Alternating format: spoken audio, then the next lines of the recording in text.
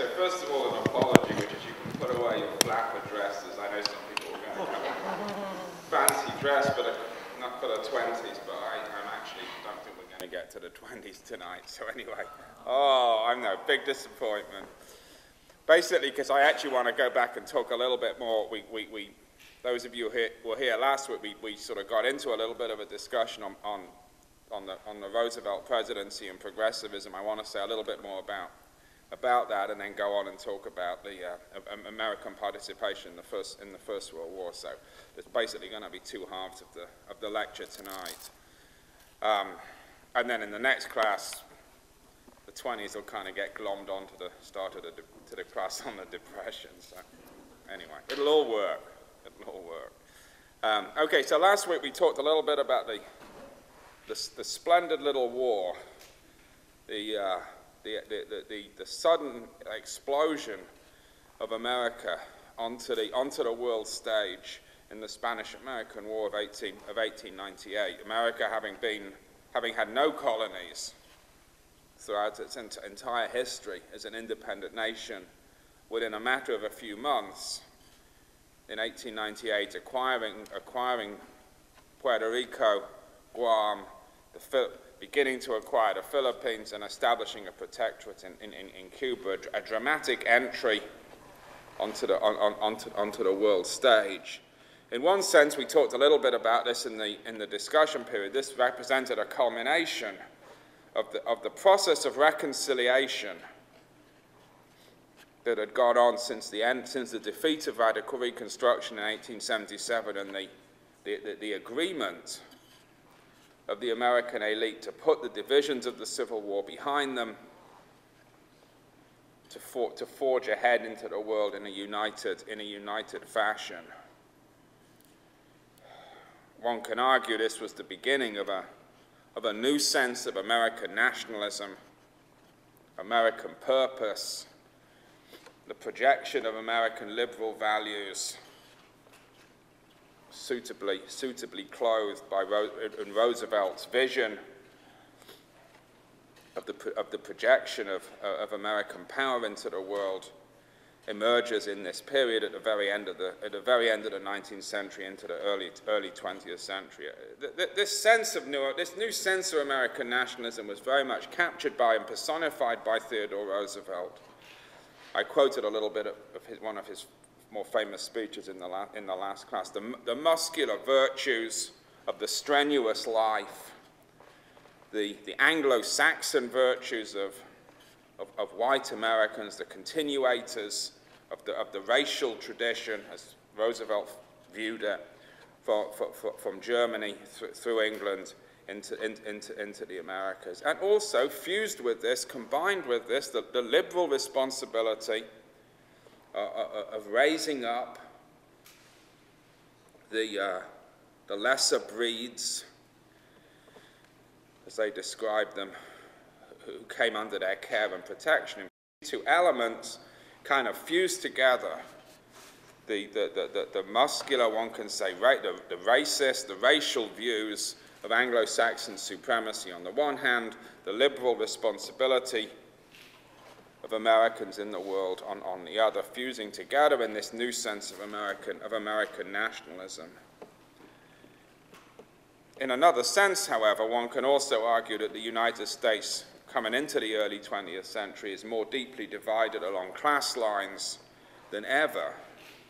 The conditions in American industry, the brutal daily assault on the lives and living conditions of working people, intensifying in the late 19th and early 20th century, in particular, of course, the introduction of production line, assembly line technology in the automobile industry, factory production, but also greatly increasing the intensification of the working conditions for the people producing those vehicles. It's estimated in the state of Colorado alone, only over 1,700 miners killed between the years of 1884 and 1912 in the course of their work, an enormous casualty. all of this fueling the constant battle, the constant efforts to form labor unions, in particular the efforts to form, I mentioned this in a previous context, to form industrial unions, so-called industrial unions that would include all the workers in a particular industry, whether they were skilled or unskilled, all of them united. This is a constant theme. It has all of its ebbs and flows. I'm not going to go into it in any depth here, but this is a constant theme of labor relations, class relations, if you like, through this period. It's also a period punctuated by further epic battles, labor battles, probably the most well-known being the famous Ludlow massacre in April 1914 in Ludlow, Colorado, when the hired goons of a subsidiary of Nelson Rockefeller's Standard Oil Company attacked a camp of striking workers and their families, leaving over 66 people dead in the course of this. This was a particularly sharp example, but not untypical of the character of these labor battles that punctuate this whole period. In this context, it's worth noting two new national organizations arise. In 1901, the Socialist Party of the United States is founded under the leadership of Eugene V. Debs. I'd mentioned Debs previously in a previous class. He was the leader of the Rail Workers Union.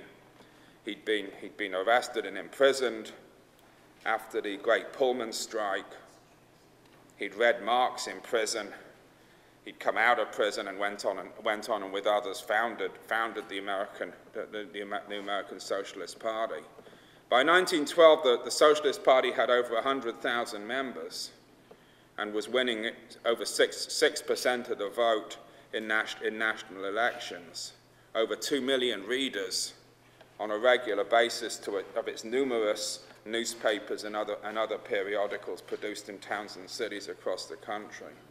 Actually held power in a number of city councils and represented on many state legislatures, and a significant political party. Never avowedly Marxist in the sense that the European socialist parties of the same period were, but nevertheless a party that claimed to fight in the interests of working people, opposed to war, opposed to American imperial expansion overseas, and under the militant leadership of Debs. The second organization, formed in 1905, 4 years later, basically came out of the Colorado Miners Federation under the leadership of Bill Haywood, Big Bill Haywood, was the International Workers of the World, the so-called Wobblies, whose slogan was for one big union. They advocated simply all working people joining in one giant union, irrespective of their trade or their skills or where they happen to work. A union that, as well as fighting for increased wages and conditions on a weekly or daily basis, was in favor of the overthrow of capitalism and the establishment of a socialist system. And this was never a large organization, maybe 20,000 or so members, but its slogan, famous Wobbly slogan of solidarity forever, would be heard on picket lines and in labor camps across the country. It played an influential role in organizing far beyond its immediate numbers. These two developments, the formation of the Socialist Party, the formation in 1905 of the International Workers of the World, reflected these deep divisions, class divisions in the United States as they shaped up in the early years of the 20th century, and they have caused great concern for with the ruling elite in the United States, who were looking, of course, also to the examples of the Russian Revolution first Russian Revolution that takes place in 1905, and to the great growth of socialist parties, Marxian socialist parties across Europe. This all overlapped with a broad sense of discontent amongst middle-class layers, amongst middle-class professionals, which gave rise to the so-called progressive movement. The progressive movement kind of overlaps and is connected to this radicalization of workers, although it's going to go in a slightly different direction. The progressive movement the term is always used, progressive movement, but it's a slightly misleading term because there really wasn't any single movement. There was a tremendous flowering of all kinds of reform movements, from temperance to housing reform, education reform, to campaigns for the regulation of working conditions. Probably one of the most famous, pioneered or championed by Upton Sinclair, his famous novel The Jungle, on conditions in the meatpacking industry. Campaigns for the regulation of food, what could be put into food, the conditions in the meatpacking plants, all of these elements. Campaigns to limit the power of big monopolies. All of these were elements of the progressive movement, as it was broadly described. They also overlap with similar developments in Europe. The Liberal government in England in 1905, for example, the first institution of old age pensions, very similar kind of issues. So all of this is going on. And occurring at the same time as you have this war, you have this extension for the first time of American imperial rule overseas, and you have this new rise of American nationalism connected with this. All of these developments simultaneous and interconnected with each other. We talked a little bit about Roosevelt last week and the way in which Theodore Roosevelt kind of personified this development. Very interesting character. Roosevelt had the instinct to respond to this deepening class division and to the demands, to the issues of the progressive movement. To respond to this, to try and find a way, one could argue, to absorb and to head off the confrontation inherent in these movements, and to draw them into a new form of American politics. Roosevelt, I think you could argue, realized that the ostentation of the Gilded Age, we talked a little bit about the Gilded Age before, in the 1880s and 90s, the ostentatious vaunting of great wealth, that this could no longer simply carry on. If you simply carried on in this way, you were going to provoke deeper and deeper class divisions and all kinds of problems. This had to be cleaned up, and Roosevelt sets out to do this. That the old politics, the politics of the Gilded Age, had to go. They had to be replaced by politics that would defend the existing order, but would do so from a point of view of a populist appeal to working people and to the middle class. Roosevelt, we talked about this a little bit before, was an accidental president. He'd been put on the Republican ticket. His appeal as a war hero, it shocked the Republican elite when McKinley was assassinated, and suddenly here's Roosevelt becomes president. They always regarded him with a certain amount of distrust. Roosevelt spoke out, his famous phrase, against the malefactors of great wealth. He made polemical attacks on the powerful monopolies. He declared himself in favor of establishing a square deal for working people. He talked about breaking the big trusts and monopolies. He actually filed suit in 1902 against the Northern Securities Company, which was a holding company that controlled a lot of the railroads around Chicago. They win the suit. Northern Securities Company was broken. It's the only trust that actually gets broken up, but it enabled Roosevelt to present himself as a mighty breaker of monopolies. He tries to settle labor disputes by arbitration. The most famous occasion during a major strike by the anthracite coal miners in Pennsylvania, he called the representatives of the miners' union and of the bosses together in the White House, and basically arbitrated the dispute. The coal owners had expected that he would simply back them against the union, as previous presidents had done, but he doesn't do that. He presents himself as arbitrator.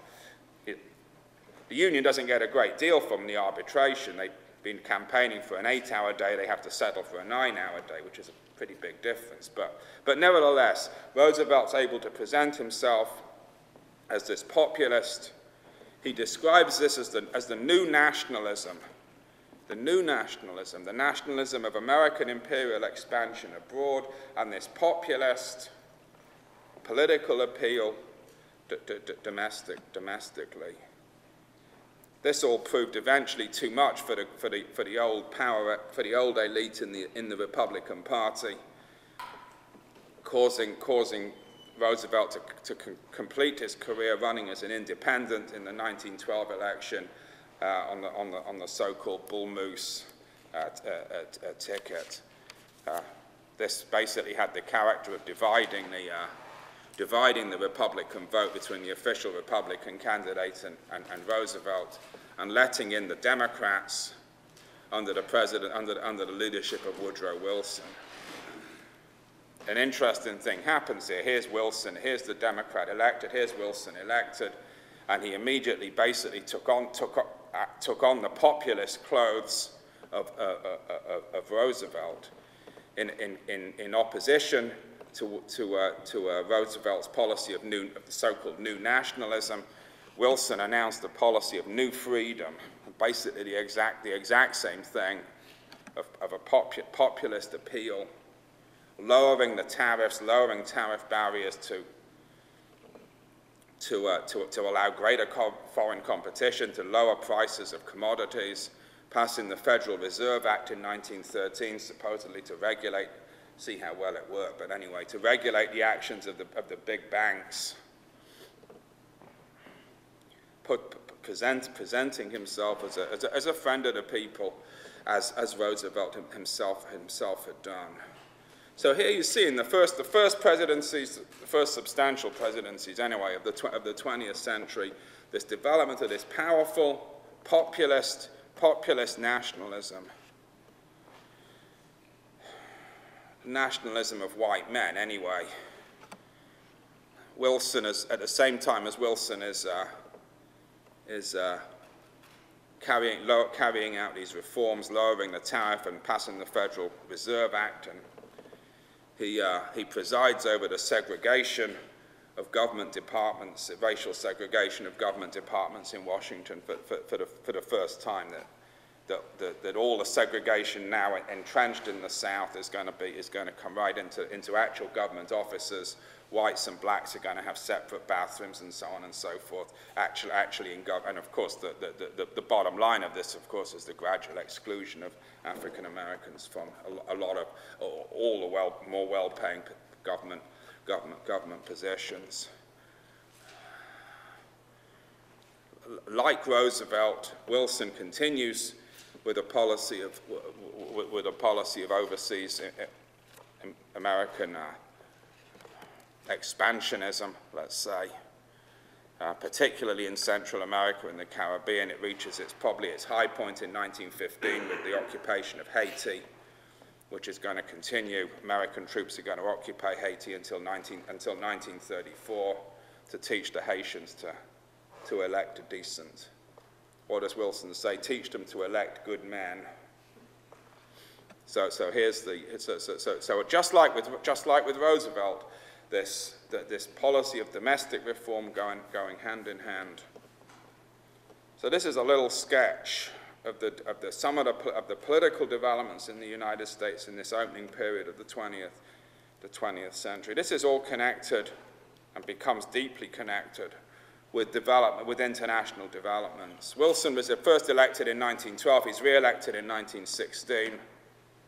By the time he's re-elected in 1916, of course, there's been a great war raging in Europe for 2 years. World War I breaks out in the summer of 1914. Wilson's re-elected in 1916 on the slogan of "the man who kept us out of the war." His main just a little background on the First World War. I'm not going to say a great deal of detail on it for obvious reasons. A war between the major powers of Europe.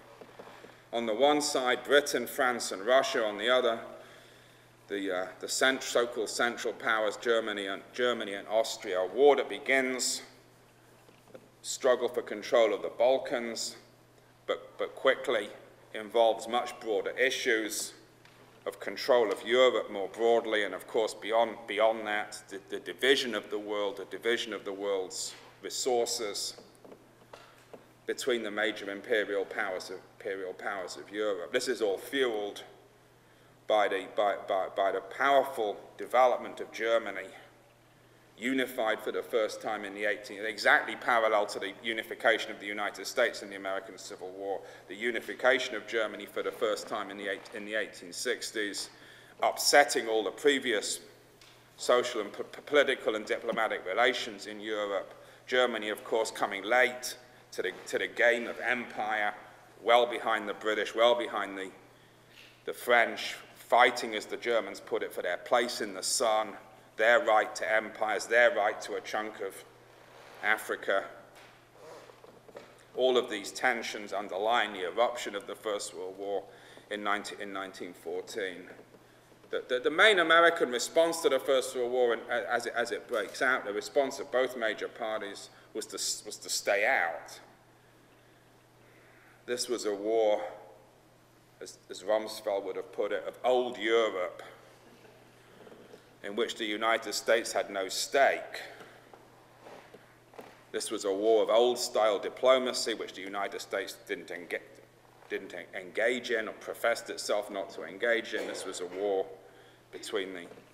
And as I said, Roosevelt re-elected in 1916 on the explicit promise of keeping that way, keeping America out of the war. Well, of course, this was always something of a fiction. American business, American banks in particular, and finance houses from the beginning of the war had begun to extend loan a tremendous amount of money to the Allies, to the British and French in particular. American industry rapidly geared up to supply war material to the British and French. One can argue they would have probably tried to supply it to the Germans too if they could have figured out a way of getting through the British naval blockade. The German Berlin is very wary of American intervention in the war on the side of the Allies. As a result, in 1915, when German submarines sink the line, the Lusitania, which had with American passengers on board, and the American government makes a huge complaint about the violation of their neutral rights. The German government announces that it's going to end unrestricted U-boat warfare. It's not going to attack neutral passenger shipping and neutral shipping on the high seas, and pulls back from its earlier attempt to use the U-boats to use submarines to stop trade getting into Britain. The war unfolds in a long and brutal stalemate. The names of the major battles on the Western Front, the Somme, Verdun, Passchendaele, become bywords for for generations, for slaughter and battles in which tens of thousands would die for a few miles of terrain gained one way or the other. Of course, if you're supplying the arms, if you're supplying the money, the thing just keeps rolling. American business making a lot of money out of this. But the situation begins to change in 1917. When the alliance of the Allied powers breaks at its weakest link, which is Russia, the most backward of the European economies, still a largely peasant economy, the manufacturing sector relatively small. Initially a democratic revolution overthrowing the Tsar at the beginning of 1917, establishing a liberal democratic government who promised to get out of the war but don't. By October 1917, popular sentiment to end the war culminates in the Bolshevik Revolution, the Second Russian Revolution of 1917, when the Bolsheviks, led by Lenin, come to power on the simple slogan of bread, peace, and land, and go ahead and immediately end the war with Germany. They have to give away enormous amount of Russian territory to do it, but they bring the war between Germany and Russia to an end.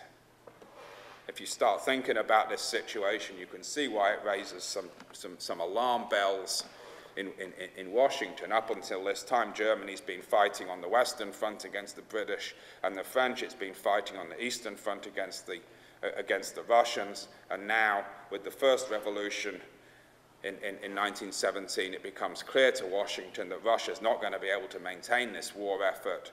And the obvious conclusion is that at some point the Germans are going to be able to bring all these troops who've been fighting on the Eastern Front, fighting the Russians, they're going to bring them across Germany, and they're going to throw them into the battle on the Western Front, and they're going to tip the balance on the Western Front against the British and the French. And the specter of a German-dominated Europe looms before politicians in Washington. I would say it's not the Germans as per se that they're concerned about. They would have been probably equally concerned about an entirely British-dominated Europe. What they're concerned about is if one major power has control of the whole of Europe, they're going to be in a strong position for the next round, which would inevitably be a war between Europe and the United States. In the midst of this, the Germans decide they realize that the Americans are going to get involved at some point if Russia goes out of the war. They decide we're going to have to strike quickly. We're going to have to end this as quickly as we can. And in order to do that, they reimpose unrestricted U-boat warfare and start sinking anything they can sink, ships sailing into Britain. Inevitably, American ships start being sunk. And this becomes the reason, let's say the given reason, for the American declaration of war in April 1917. Wilson announces that the U-boats are the most barbarous form of warfare ever developed.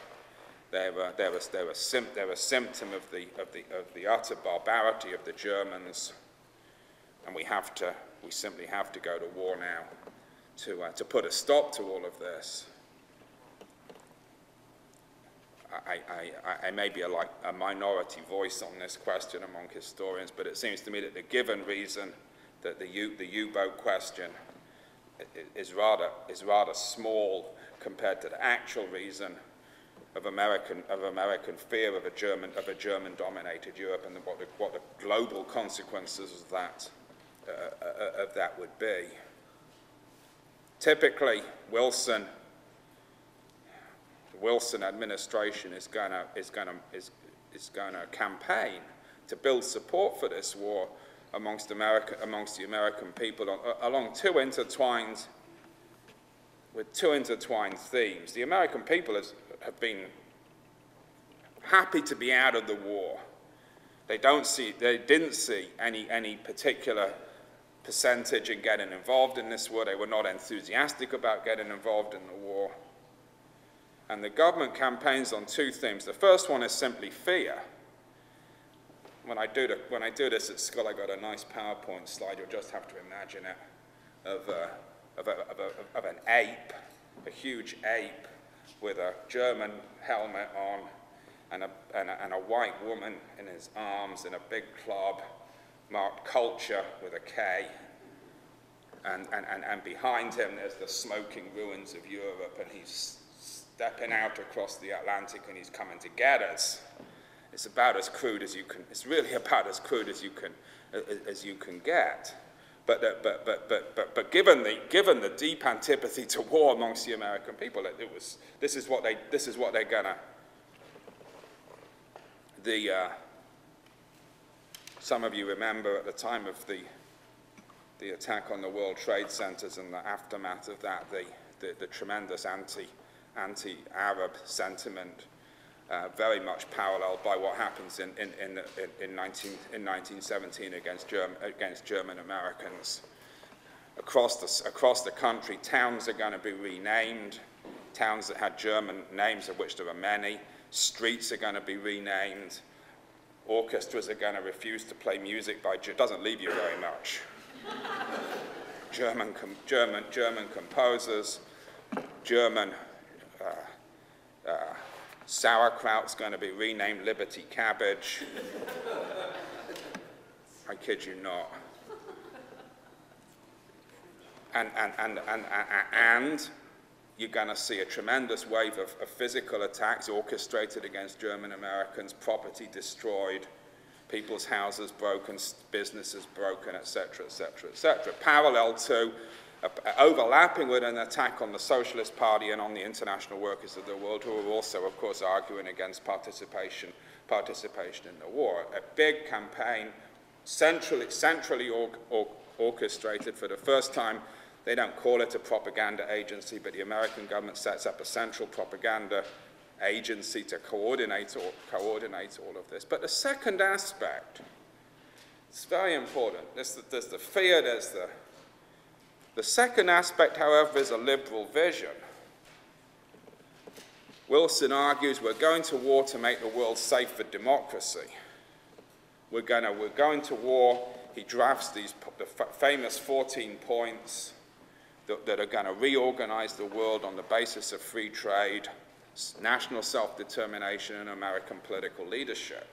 So it's the two things together that they push forward. And it really always is the two things together. But this is a very clear example. One can argue this happens not a moment too soon from the point of view of the Allies and of the American government. With the Second Russian Revolution in October 1917, ending the war in the East, German troops are rushed across Germany and reorganized in the winter of 1917. In the spring of 1918, the Germans launch a massive offensive on the Western Front. I mean, you can imagine the effect. This has been like two punch-drunk boxers leaning up against each other, barely able to raise a fist for the last 2 or 3 years, and now suddenly there's this entire extra German army comes crashing in. They smash their way clean through a British, for the first time since 1914. Advances are going to be measured in multiples of miles instead of just a few yards. The Germans are driving towards Paris. Well, the great myth of American military history is the Americans arrived just in time to militarily stop the Germans capturing Paris. It's not quite true, although the first advanced units of the American Expeditionary Force do deploy in France to become part of these battles.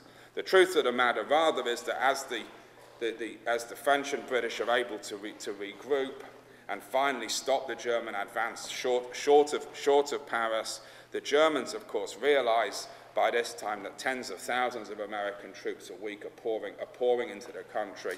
The Americans are mobilizing. The Americans mobilize an army of nearly 5 million, and by the end of the war, 2 million Americans are actually in France. So you have this the failure of the German offensive in 1918 is almost immediately followed by this enormous American build-up, which enables the Western Allies to begin to push the Germans back. The American Expeditionary Force undoubtedly saves the day in a general sense for the Western Allies and marks the defeat, or the beginning of the defeat of imperial Germany.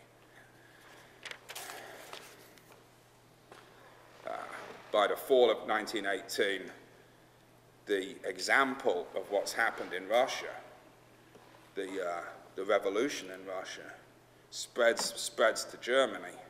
But in October and November 1918, workers' revolts break out in the main cities of Germany, in Munich and Berlin and in the Ruhr. They call them Soviets. Workers' councils are formed, emulating the Russian example. The German fleet mutinies, runs up the red flag, shoots a bunch of their officers, establishes workers' control. It's the extension of the Russian Revolution into Western Europe appears to be on the immediate agenda. In this context, the German ruling class does the only thing available to them. They dump the Kaiser. They establish a democracy, and with the help of the German Socialist Party, they launch brutal repression against the communist forces and crush them. This, of course, is going to have major consequences in the next 10 or 15 years. The story that the German army was never defeated, the story that the Germans lost the war because they were stabbed in the back by the Judeo-Bolshevik conspiracy. Hitler, by the way, never just talked about Jews on their own. As the Judeo-Bolshevik conspiracy, he did sometimes, but his main political point was Jews and communists were the two cosmopolitan elites that we had to fight, and they'd both been responsible, according to the Nazis, for the collapse of the German army at the end of the war. This is all, from the point of view of the United States, a tremendous accomplishment for the United States. Having gone from, remember, I made the point about Roosevelt in the early years of the century, coming out of the Spanish-American War. The Americans consolidate their position in the Caribbean. They complete the conquest of the Philippines. They fight the Boxers and start to blast their way into China. They build a big fleet, but they keep out of Europe. But if you want to become the #1 power in the world, you can't keep out of Europe forever. You've got to get in there and mix it up with the big guys, become the big guy. And this is America now in 1917, 1918 stakes this claim. America goes into World War I as a debtor nation, comes out of the war as the #1 creditor nation in the world, the most powerful financial country in the world. The economies of the Allied powers are devastated. They're going to be deeply in debt to the United States for many, many years.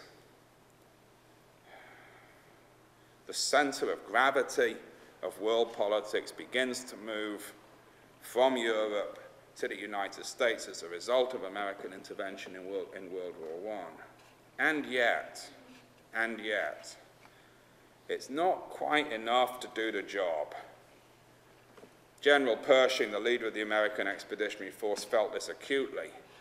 He argued we shouldn't have accepted the German armistice in November 11th, 1918. We should have kept going across get into Germany, really do the job, really assert, let's not just have 2 million, let's go to full 5 million strong American army, let's really do the job, let's really make America a power in Europe. But of course he's overruled. I think one can argue, many historians have argued, the United States arrives too late and in the time frame with too little force to really impose its own solution on the post-war settlement. Consequently, when the participants in the war after the war meet at the Versailles Congress to determine the terms of the peace, President Wilson goes to Versailles with his 14 points for the democratic reorganization of the great principles of free trade. Someone once said that the imperialism of the strong. Free trade's great when you are the number one manufacturing power.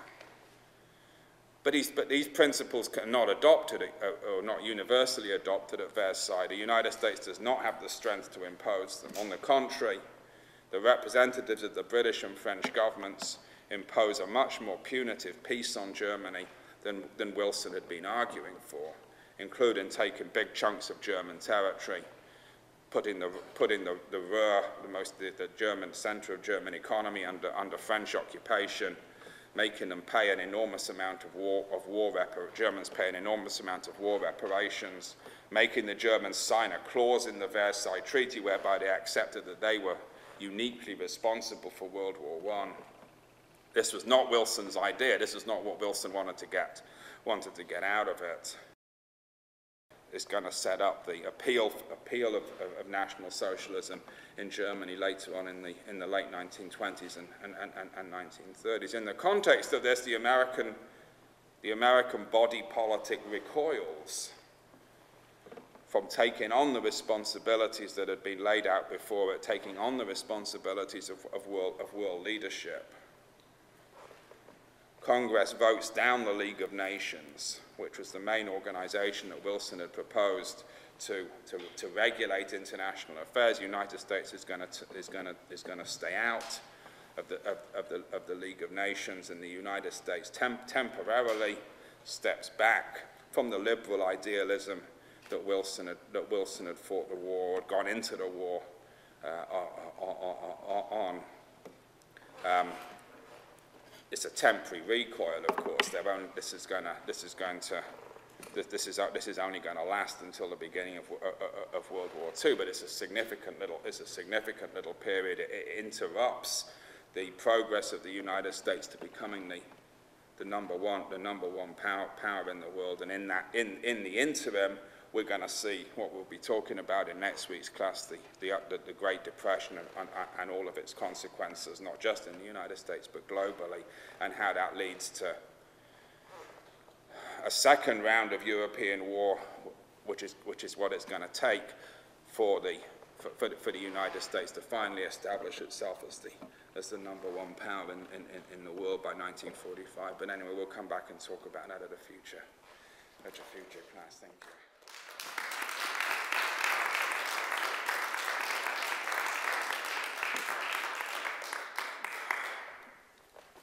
Questions?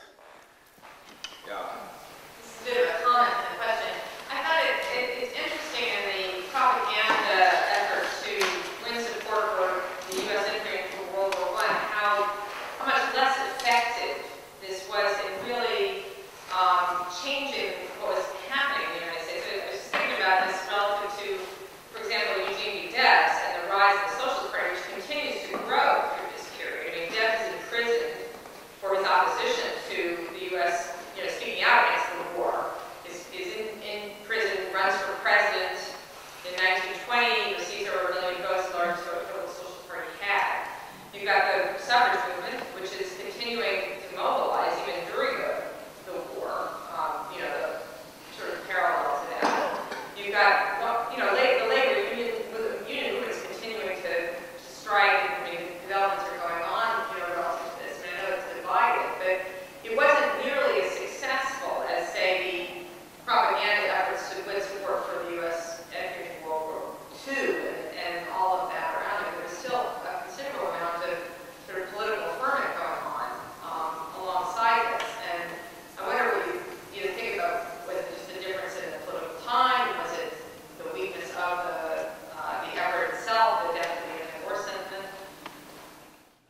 That's a good question. I think that the question was, how effective was the propaganda in winning support for the war, and why wasn't it as effective as in World War II? Okay. I mean, we'll look at World War II later because there's a lot of other factors come. I think it was more effective than you're crediting it for. I think there was actually a period I mean, American enters the war in April 1917, and the war's over by November 1918. So it's a relatively compressed period. This was a ferocious offensive that they waged. And I mean, it is propaganda, but I mean, it's propaganda backed by, legal attacks and physical attacks on unions and on the German Americans and so on and so forth. And it's quite effective. I mean, out of that 5 million army, 2 million are volunteers, 3 million are draftees. But what almost immediately comes into it is the impact of the Russian Revolution and the German Revolution and these great developments in Europe. I mean, it's a very short period. And then then with the end of the war, you start to see another real upturn in labor struggle and political organization. You get the formation of the American Communist Party and all of these other developments at the end of the war. So I think for a little period it was quite successful. It's just that it's a short period. And this other thing, what happens in Eastern Europe, the revolution in Russia and those developments comes right in and changes just as it did in every other country, changes the political situation in the United States. Of course, they're going to respond to that with more repression, the Palmer raids and the deportation of immigrants. I mean, the immediate American government response is another offensive against working class organizations. But the immediate, the success of the propaganda, or the success of the pro-war campaign is relatively short. There's another important thing here. There's another important general point here, which is governments don't win support for going to war before they go to war. I mean, they don't say, well, hey, we're thinking about going to war, and here are all the reasons we're thinking about it, and what do you all think? They act, right? They act, and then they build support for it, which is exactly I mean, Wilson's been going, no, we're going to keep out of the war, we're going to keep out of it, we're going to get into, I mean, it's very quick, it's within a few weeks, and then they look, then you have a country at war, and you have the Sedition Acts, and you have a whole series of, then you have a legal framework put in place to enforce all this, and you have this campaign. There's no question, had there been a vote on it in 1917, the US would not have gone into the war. But then, with the possible exception of World War II, I think that's probably true of every single war.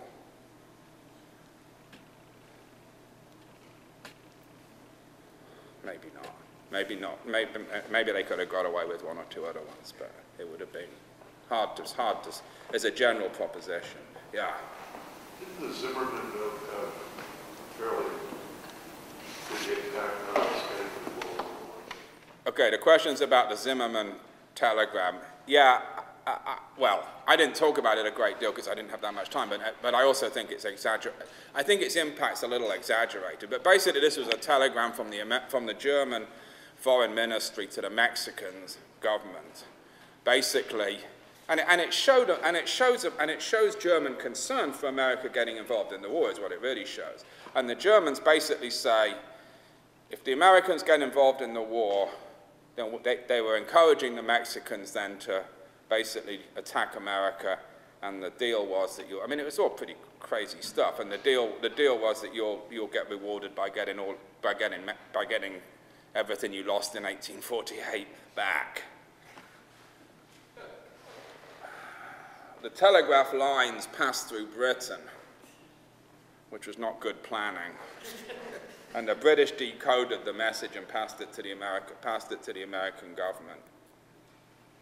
There was, well, and the Americans, of course, it did indicate that the Germans were, and of course it could be presented that the Germans are trying to instigate a Mexican attack, which actually wasn't the issue. But in that sense, in the context of them already building up this thing around the Uboat War and so on, it kind of added to that. I don't think it was a major thing in and of its own, but it's certainly part of the. It certainly becomes part of their. But I mean, the Mexicans had some reason to do this, by the way. The United States had sent an expeditionary force into Mexico in 1916. Pershing had been 500 miles deep into Mexico, intervening into the Mexican Revolution. And so, I mean, there was a whole issue going on here, but the Mexican government was in no shape to invade the United States and recapture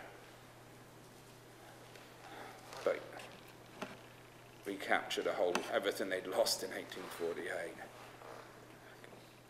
It would have looked pretty interesting, yeah. Could you talk a little more about the tremendous amount of public relations that was involved and how it changed American culture from the end of the war onwards? And do you know anything about the 4-Minute Man? Can you talk about them? Yeah, the 4-Minute Man.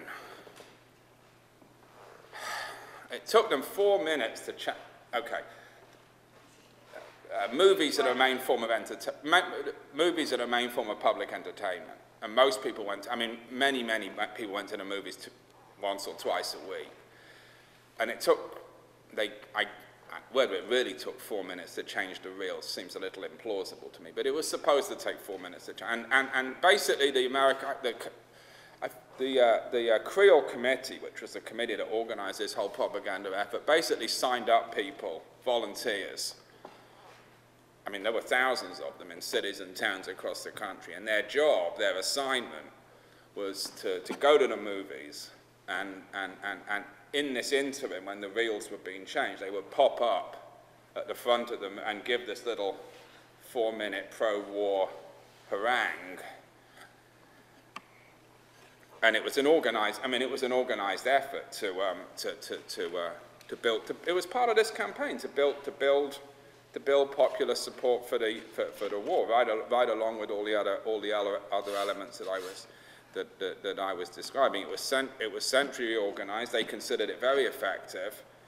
The work of the Creole Committee was considered to be very effective in fighting this propaganda battle, as I said, for the first time in an organized and centralized way. I don't know. I've always been a bit skeptical about the 4-Minute Man. I mean, if you've gone to see the idea of some guy popping up and giving a 4-minute pro-war little thing in the middle of some other movie seems a little that it would be really that persuasive, but maybe I'm wrong. It was certainly part of the overall effort. They say there was 75,000. Okay, yeah, it's tens of thousands for sure. I mean, it's a. So it must have been effective. Yeah, it's a bit. I mean, certainly in terms of people being wanting to be part of this effort. Yeah, it's absolutely. And they had some kind of training thing when they would, and tell them how to do the speeches and all of this. I mean, it was a serious effort, a serious organized effort. Yeah. You said very little about the sinking of the Lusitania, Yeah. and from what we're getting now into a time frame where we may not remember what we remember our grandparents and our parents and our grandparents talking about, and that's all I ever heard about. So was that so early on, and then it was added to? But I mean, that was the big thing that I always heard was sort of the reason. Yeah, it was very effective. I mean, okay, what I'm saying is not what I have presented tonight. I mean, you'll read a lot of history textbooks and they will give the U-boat war is the reason that's given. In most books, it is the reason that's given for the United States going to war. As I say, I just personally don't happen to. I mean, it's not that it wasn't the reason. I mean, there was an issue of attacking American shipping on the high seas and so on and so forth, but it wasn't. The consequence is not proportionate to the cause, in my opinion. After you've been keeping out of this war for several years, there's something bigger going on behind this. It seems to me. Well, and Wilson. I mean, I wish I could always think of speeches I should have brought and read a little. But I mean, Wilson's declaration of war. It's really worth. It's a great exercise just to read all the declarations of war one after another. I mean, Wilson's thing is that this is the most barbarous form. This is the most inhuman form of warfare. This is, terrorism on the high. I don't know. He didn't actually use the word terrorism, but I mean, they really campaign on this. This is the barbarity of the Germans, and there's something particular particularly evil about the idea of these of sneaky underwater. You know, I mean, they play on all of that stuff. So yeah, I think in popular consciousness, popular memory, it remains a huge thing. You just can't base history on popular memory. But it remains the it remains the given reason in most standard books, most standard histories as well. So I mean, you don't have to. You can. Yeah. After World War I, Wilson goes on this tour in the United States trying to sell his League of Nations, and it really exhausts him. As a matter of fact, didn't he? I think he even had a stroke of some sort. Mm-hmm. But I wonder if you could shed any light on the rumors that his wife actually ran the presidency. No, I can't. For once, I cannot answer your question. The question is, did Wilson's wife run the president? I don't know. I couldn't comment on that. No comment. No comment. Why? I really wanted to know. I don't know. What goes on in the presidential bedroom stays in the presidential bedroom, I think. Yeah. It's usually a two-part question, Charles. Well, I could get to another. Okay. Yeah. You know, one thing I've been sort of wondering about is how we became so invested in militarism in the United States. And to the point where the gentleman who did the presentation on Saturday suggested reinstating the draft just so we'd all have an orient on military ventures, adventures. But skin in the game was a rather unfortunate phrase he actually used. So, but what sort of struck me is I remember reading that after World War I, sort of a general suspicion of the military and military involvement continued. And this is the first time I really learned that we had 5 million men in uniform for that war, which is an incredible number. Yeah, more of them die of influenza than combat as well. But could you say something about it was like, it wasn't like that war necessarily. No, I mean, this is part of the question at the back as well, right? I mean, the recoiling from the recoiling from the effects of the war, because nothing appeared to have been gained. I mean, Wilson's aim is to reorganize the world, and this clearly, I mean, the point about the tour around the country to win is this is Wilson fading away. He can't even win a vote in Congress or in the Senate to support the League of Nations, which was the sort of the supposed outcome of all of this. And then you have the impact of the Russian Revolution and all of this other stuff, and it reinvigorated this sense, including amongst Debs and the Socialist Party and all of these layers, that this had been a waste of time. A lot of people have died. A lot of people have got, and for what? We just got and the idea becomes part of this, including amongst senators like you just mentioned before the class, before the lecture tonight. This is the big business, that American big business has got us into this. Finance, they've been lending the British all this money, and I mean the kind of idea I'm putting forward today now would have been not seemed extraordinary. It might seem a little extraordinary to students of American history today because it's not the given version, but it wouldn't have seemed extraordinary in 1918 or 1919. A lot of people had drawn these conclusions that this was something that American business had got us into, and this was the consequence of this is, what did they do? 1935, 1936, 1937, the Neutrality Acts. We can't. No American finance can be lent to any belligerent country. No military supplies can be sent to any belligerent country. This is in the depths of the Depression. This is all codified. But its roots were in this popular reaction against the perceived waste, the perceived failure of the American effort in World War I. So yeah, I don't think that I don't know, your question is the popularity of, I don't think the militarism, American militarism, whatever, comes out of World War I being tremendously popular. On the contrary, you have this, so-called the isolationist policies of the 30s, the impact of the Russian Revolution basically divided all of these movements between what they would describe as a reformist wing, who basically thought you could achieve socialism by getting elected to city councils and getting elected to parliament and passing reforms, and a communist wing or a Bolshevik wing that thought you needed a revolution. And that division took place, I mean, it took place in every major socialist party in Europe, and it took place in a slightly different form, but it also takes place in the United States. So you have that going on. And then you also have the economic prosperity of the 20s. I mean, we were going to talk a little bit about the Roaring Twenties. I didn't quite, which also undercut some of the popular support for political radicalism. So you have those two elements, and you had the continued government repression going on. So you have all of those, but yeah, they never get this. So by the time you get into the 30s, the coming thing in the 30s is the Communist Party rather than the Socialist Party. You have a transition there. So does that answer? Yeah. Any other questions? Excuse me, God. If not, thank you very much. Enjoy your spring break. We'll see you in 2 weeks' time.